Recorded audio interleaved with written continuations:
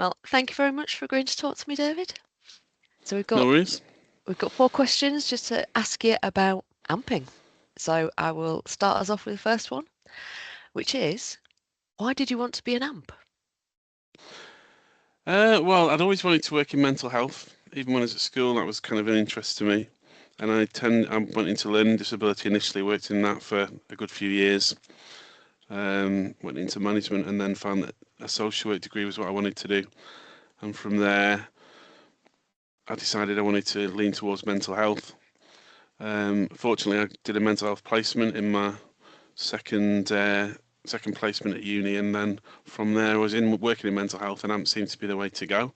It also seemed to be the most kind of challenging of the roles you can have in mental health as a social worker.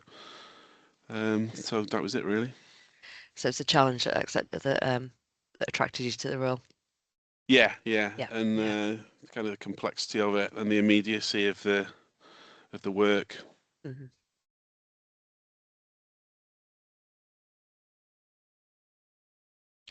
So when you went on the training, was it what you expected?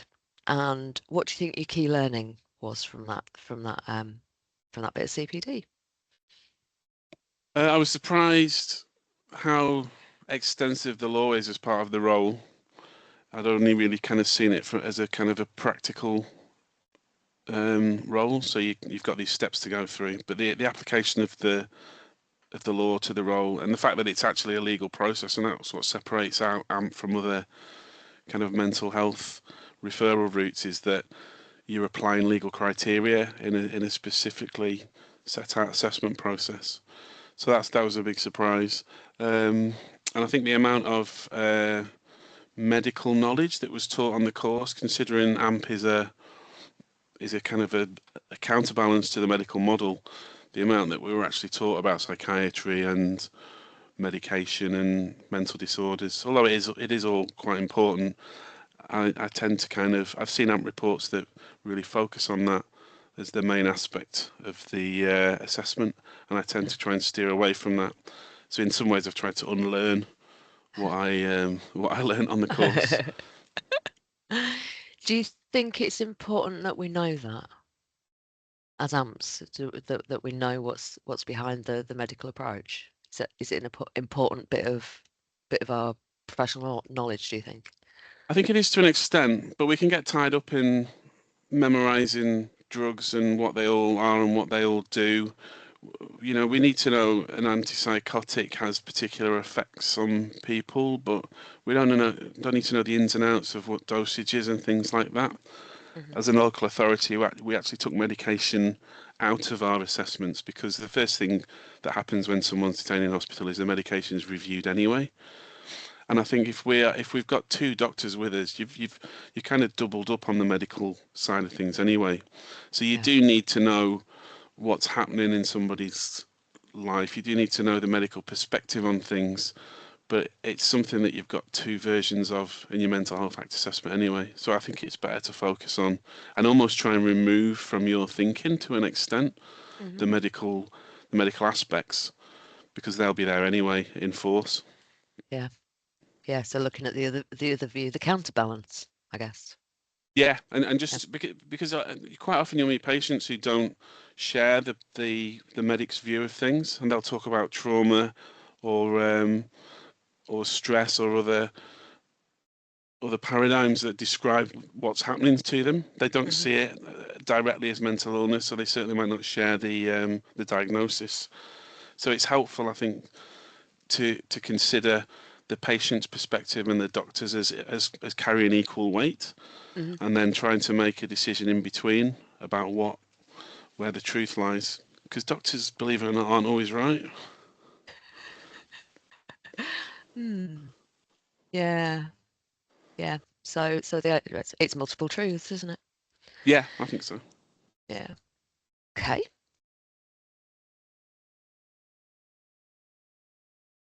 So after you did the training, after you did your AMP training, do you think your thinking was changed at all?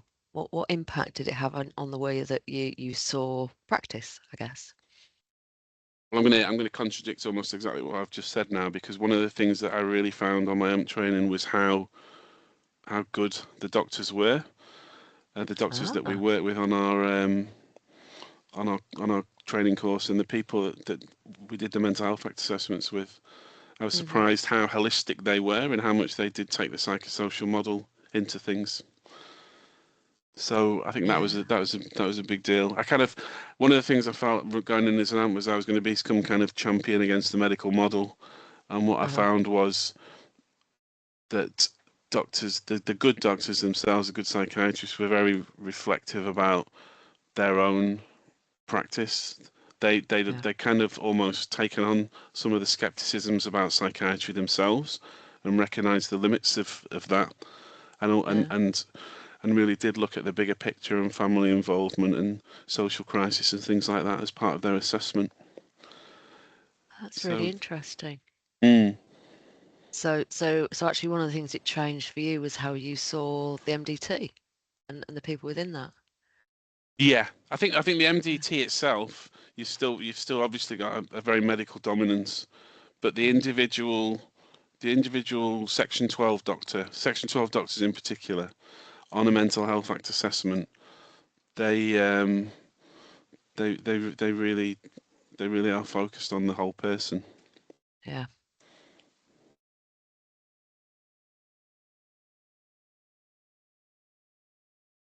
So the last question, as the people that will be looking at this and watching this are coming on to or thinking about coming on to their AMP training.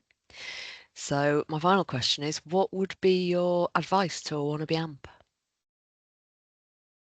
I think it would be to really consider why you want to do it, what your motivations are. My supervisor, when I was training to be an AMP, said that anyone who wants to be an AMP doesn't deserve to be one. And what he meant by that was that there's a huge amount of power and influence that comes with the role.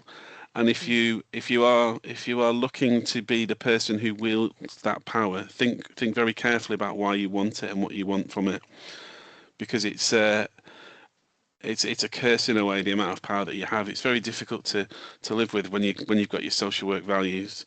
You're making very difficult decisions about people's lives, hmm and it's a lot more of an oppressive role than other aspects of social work. hmm Even more so than the Mental Capacity Act, which is always in someone's best interests. The Mental Health Act doesn't have to be. It might be in the interests of others. Uh-huh. So it's not about power. It's also not about the excitement of turning up with the police and kicking people's doors in and all that kind of stuff as well. That's quite a hard process to go through. It's quite hard on the AMP, I think, to see that hmm force being used with people. So I think that's also something to be aware of. Yeah. Yeah. So your advice would be to really think about what the role means and not just go with that first response. Yeah, It's not. Yeah. and to really absorb the AMP values and the role that the AMP brings to the process, because it's very easy for you see some AMPs who've been in the job a long time, and they've kind of see themselves as a cog in a process, almost a box ticker for a doctor's decision, hmm and even newly qualified AMPs who kind of take a back seat in the process, in the interview process. And I would say really lead the interview, really bring the AMP role out. It's something I'm quite passionate about. hmm Yeah. So taking that lead, earning that authority. Yeah, and applying the social model to the interview as much as the medical.